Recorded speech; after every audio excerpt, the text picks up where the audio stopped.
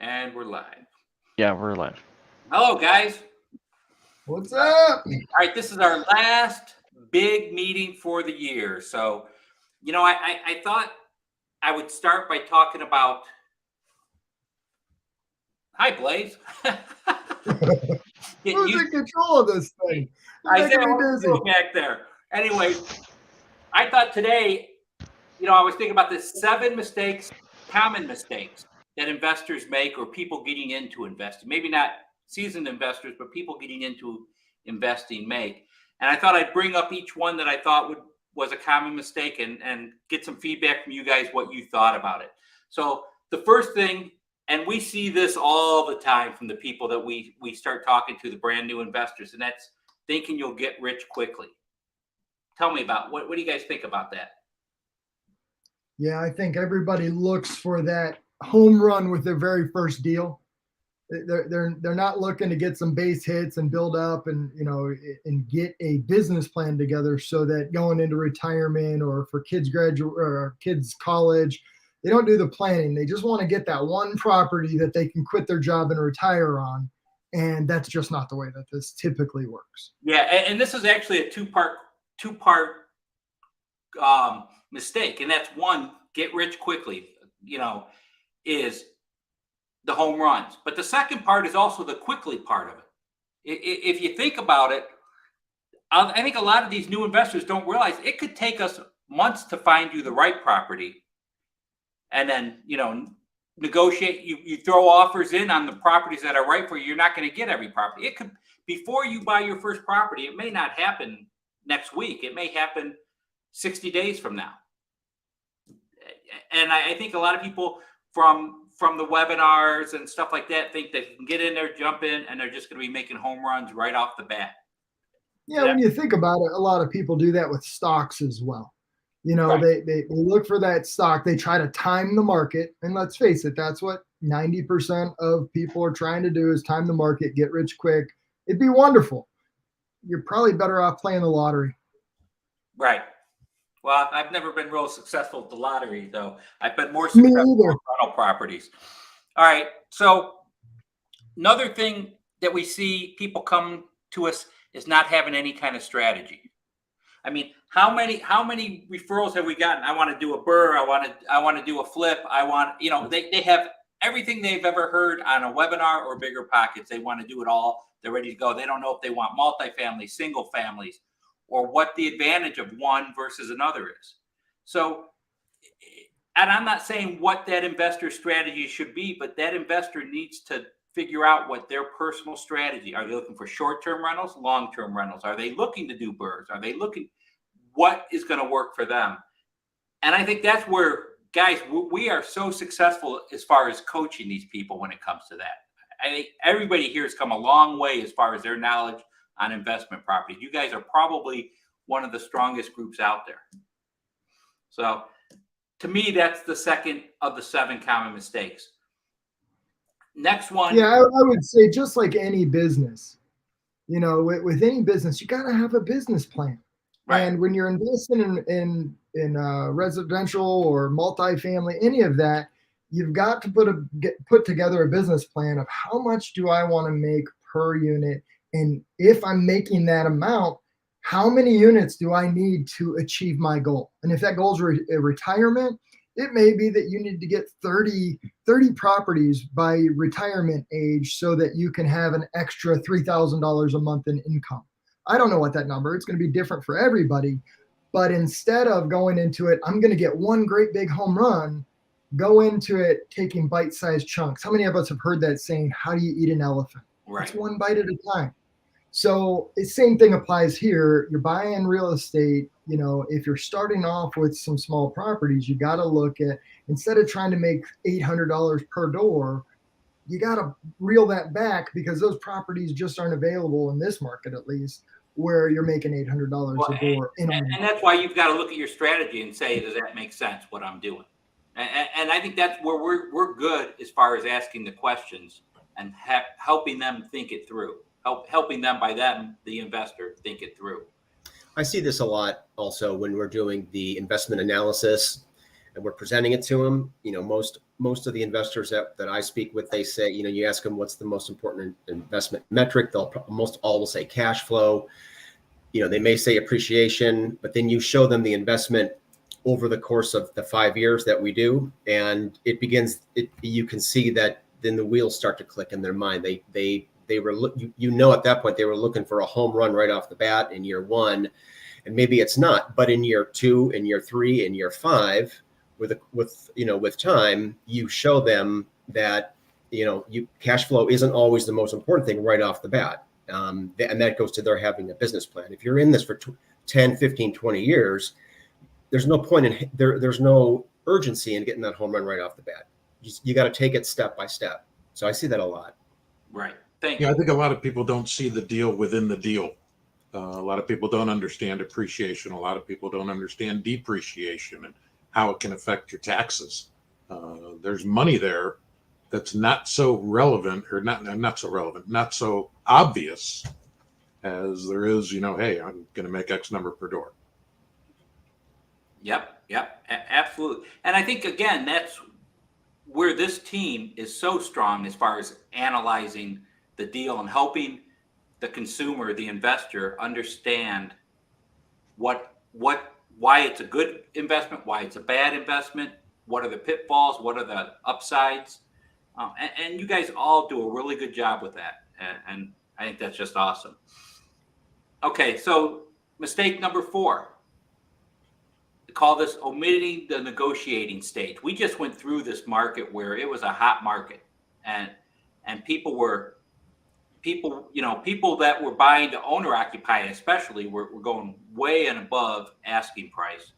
But even investors, they wanted to get those investment properties that were cash flowing. And I always talk to my investors and I say, listen, the nice thing is you're making a business decision. You're not getting emotionally involved. We know we go in there negotiating with what we know we want to end up with. And you know what? If we're not going to get that, we know we can walk too. That's why, again, if you go back to that first one, it's not necessarily quickly, because we're trying to find them the deal that makes sense based on their strategy. Does that make sense? They're making a business decision. They're not making an emotional decision. And now it's a little easier to do that, to get into that negotiating stage than it was 6 months ago. But they have that ability so that they can go in there and get based on what their business plan and their business outlook is. That makes sense, everybody? It does. I think, in this last year, we were looking at, we'd make an offer and hope that it stuck, but you'd have to be well over. But we're starting to see where you can submit a lower offer or even at asking price and stand a chance. Now, if you don't get it at first, it doesn't mean that you're not going to get it. You can leave that offer out there and check back in over time. I have an offer right now that I haven't even had a response from the selling agent in over a week. But I'm going to keep checking back in over the holidays and stuff. Maybe they're just out doing something, but come January, when there's fewer and fewer buyers out there, maybe they'll at least counter our offer. Right. That's where it gets entertaining, is when you can find that deal for somebody over time, and they don't expect you to get it just like that. Because in this case, it's over a 5-unit property. I think this one is 12 units. So there's not a lot of buyers out there for it in the first place. And the few that are, if they're putting lower offers, the seller eventually has to come around and realize that market doesn't exist anymore, where you're getting at least at asking, usually over asking is what we were exiting. Now there's a little more negotiation room. And when we're putting those offers in, we're making sure it makes financial sense for our client. I mean, that's the bottom line, is we're giving them the cutoff, or they're determining their cutoff based on the numbers we're running on that property. Right. So, The other thing to consider is a lot of people like to look at Zillow. They like the Z estimate, and we're in this weird period right now where the algorithm that they're using hasn't caught up to reality. right. So you look at the Z estimate and it says it'll be worth this. Well, that's not the case anymore. It's not there now. Their data hasn't caught up with that yet. Let me ask this important question. Is it called a Z estimate or is it called a Zestimate? I call it Z-estimate. I don't like Zestimate. It makes me think of Yes. soap. Okay. I like Z estimate too. That's Scott just coined that. Mark it down that on today's date, Scott coined Z estimate. All right. Start charging them. Here's what Blaze and I ran across, especially in the beginning when we were dealing with all the people last year coming from bigger pockets that wanted to do all sorts of get rich quick. And that's underestimating the cost and the scope of the work involved when they want to do these burrs and they want to do these flips, especially if they didn't have their own crews here. We had at least 2 transactions where people went elsewhere, bought houses, because Blaze and I were practically talking them out of it. If we didn't think it was something reasonable for them to do, they would go elsewhere. We had at least 2 different people where one guy bought the house and then he found out it was such a bad investment and he couldn't cover the cost of getting it done. He sold it for a $40,000 loss. He came back to us to sell it. He didn't use us to buy it. Another guy had contractors walk off the job 3 different times. He goes, Frank, he called me. He bought this through somebody else again, came to us afterward. He goes, I don't know what to do. And we helped him get through that mess. But people think they see Bird and say, oh, that's easy. I could do that. I can just, and they're coming from California or wherever. They don't have crews here. And, it's hard to get contractors that like, and trust that are competent and responsible if you're not boots on the ground. Let's face it. Absolutely. I mean, that boots on the ground is the key to it. They don't typically factor in the vacancy factor of how long it'll take to get that work done, how long it'll take to get quotes. Because in some cases, contractors were 2, 3, 4 weeks out just to get the quote. You had a month of vacancy. And then once they got the quote, they couldn't start for 3 or 4 months. So now you got 4 or 5 months worth of vacancy before the work even starts. Now the work starts, you're even further out. So the price of the work has to include that vacancy factor as well. And most people weren't realizing, even though it was happening in everybody's market, the contractors were all booked out for months on end. They weren't factoring that was going to come into play. And it just was a reality. Now it's starting to come back around. You're able to get them out there a little bit earlier, but it still takes some time. So it's important, whoever you're talking to, if you're investing, that the contractors that you're working with are honest. And if they can get to it in 2 weeks' time, you got to question their integrity and the amount of work that they're doing, because nobody that I know that's worth a darn can get to a job that quick. Right. And that leads in actually to my mistake number 6, which is not checking the condition of the property. But let's stay real quick on underestimating the work. First off, these buyers are thinking, okay, so let's get a contractor out there before I put an offer in. You're not going to get one out there in time to do that. And then they were depending on their real estate. And I used to tell them, I said, listen, I am not going to give you quotes on what the work is going to cost you. That's beyond my scope as your agent. I'll take you through and I'll help you through it, but I am not going to give you quotes on the amount of work. So when it comes to not checking condition of the property, these people, because we're doing so many virtual showings, because there's so many out-of-state investors, which I'm fine with doing virtual showings. We'll take as much time as we need to go through it. But it's important that we check the condition of the property. And that's why we're writing 90% of our offers, we're writing with a home inspection in there. Let's get a professional in there. So your offer gets accepted, then we're going to do a home inspection. And again, if you go all the way back to quickly, that could also be the reason why that deal fell apart, because the home inspection brought something to light that said, hey, we need to walk away from this deal. Remember, it's all about your business plan, making sure you're making right decisions. So not checking the condition of the property, I know through us that doesn't happen because we're very thorough about pushing for the home inspection, unless it's something so clean, a condo type thing. There will be a few times when we'll pass on it. But usually, if our client is out of state, we want a third party making that decision for him. I just had it happen. I just had it happen yesterday. We had a contract accepted on a home, duplex in Cleveland Heights. Had the inspection, had the third party inspection and the POS inspection at the same time. A lot of stuff came back that we didn't initially even see or think, and buyer's going to back out of this deal, and rightfully so, because there's just way too much. And did this stuff come from the home inspection or from the POS? The home inspection. Okay. The home inspection. I mean, there were some violations.